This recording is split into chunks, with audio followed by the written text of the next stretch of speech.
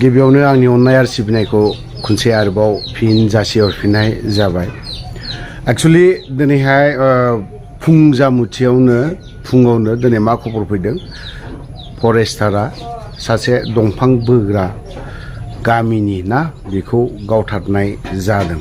जाथाया माबायदि जादों बेखौ आं दा डिटेल्सआव होथ'नो हानाय नङा। नांगौब्ला जाखिनि हायो ना खोनानाय बा मोनथिनाय बेखौ नोंथांमोननो एसेब्लाबो भिडिअ फुटेज आंनावहाय भिजुवेल रायजो राजाफ्रा जेरैबायदि फरेस्टनि मानसिफोरखौ बा मोनसे धरना बायदि होसिख्रावनाय बेखौ जों नुनो मोनदों। आरो गावदोंब्ला गावथारनाया बेयो बेसेबां गनायजाथाव। जाय फरेस्टारफोर बिथांमोना मोनथिगोन ना मोनथिया नोंथांमोननो जे मानसिखौ खनसेयावनो गावथारनो होदों ना होआखै ना, बे मोनसे जाथाय, बे मोनसेखौ एसे बुजिना लानायाबो मोजां। गावनायनि सिगां ना जेब्लायबो जोंनाव गोजोन गोरोबथान जाखांनायनि उनाव बेफोरो सोरखौबा गावथारनाय बा सोरखौबा माबा मोनसे खालामनाय बेफोरबायदि हुदाया बारा जादों।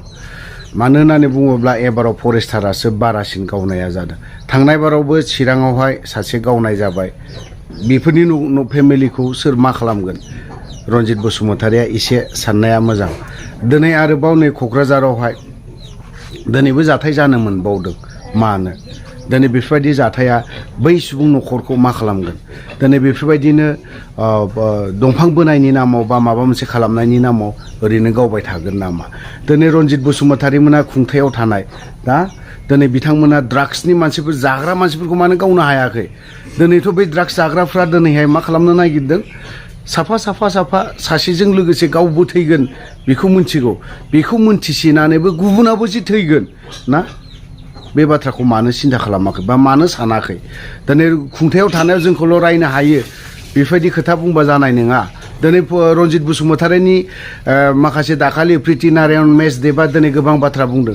दिनै बिनि एगेन्स्टआव दिनै एक्स एन डि बिफोरा गोबां बाथ्रा बुंदों। स्टेटमेन्टजों स्टेटमेन्ट। दिनै नैबे सासे जे गावथार जाबावबाय आरोबाव दिनै बेखौ बुंनो हानायनि जेबो स्टेटमेन्ट होनो हानो रोंला नामा? दिनै बै सुबुङा मानो गावथार जाखो? दंफां बोनानै लाबोबाय थिगै दङ। दिनै आयेनाथ' दङना, आयेननि गेजेरजों हम साजा हो माबा मोनसे फिसायैनो बा बेखौ दिनै जेलाव सोनाय लगे लगे बेबोथ' मोनसे साजा ना। दिनै खनसेयावनो जे गावथारनांगौ बा दिनै खनसेयावनो जे जोबथा साजा होनांगौ, बै न'खरनि फेमिलि, बै न'खरनि जाय सुबुङा दिनै गावथार जादों बिनि गथ' गथायखौ सोर नायगोन? दिनै बे सासेनि सायावनो जाय गावथार जादों बिनि बिसियाबो बे गावनि फिसायनि सायावनो सोनारना थायो। ओंखायनो आं बुंदों रन्जित बसुमतारि नोंथांनि डिपार्टमेन्टखौ आरो नोंथांनि माखासे डिपार्टमेन्टआव ड्राग्स जाया होननानै बुंनो हाया। नोंनि डिपार्टमेन्टआवनो नोंनि हान्जायानो नोंनि ग्रुपआनो ड्राग्स फालांगिरि जानानै दङ। मानो बेफोरखौ मानो हमथानो हायाखै? बेफोरखौ मानो गावनो हायाखै? जानो हागौ एक्स एन डि बियो मानो गावनो हायाखै? बेखौ फेरेंगाया मानो बिखौ सासपेन्ड खालामना दोननो हायाखै? मा सासपेन्ड?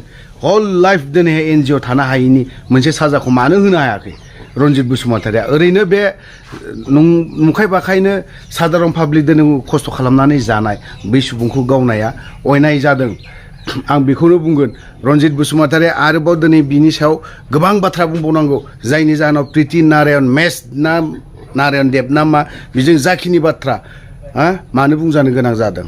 खारन नों दिनै नोंनि साननाय, नोंनि सिन्था खालामनाय, नोंनि ग्रुप होननांगोन।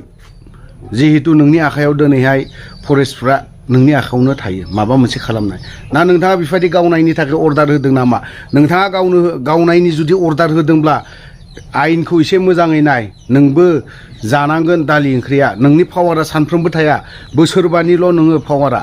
बिनि उनावहाय नों जेबो खालामनो हाया। आरो देग्लाय 2025आव नोंदि देरहागोन बेखौ आसाबो दा खालाम। आरो नों जे इएमआव जे थानो मोनगोन बेखौबो आसा दा खालाम। नोङो जिन्दगियाव नोङो बे खनसेल' 5 बोसोर इएम जानो हादोंमोन आरो माबा मोनसे खालामनो गोसो खालामनानै लाखा नोङो, मिथिबाय?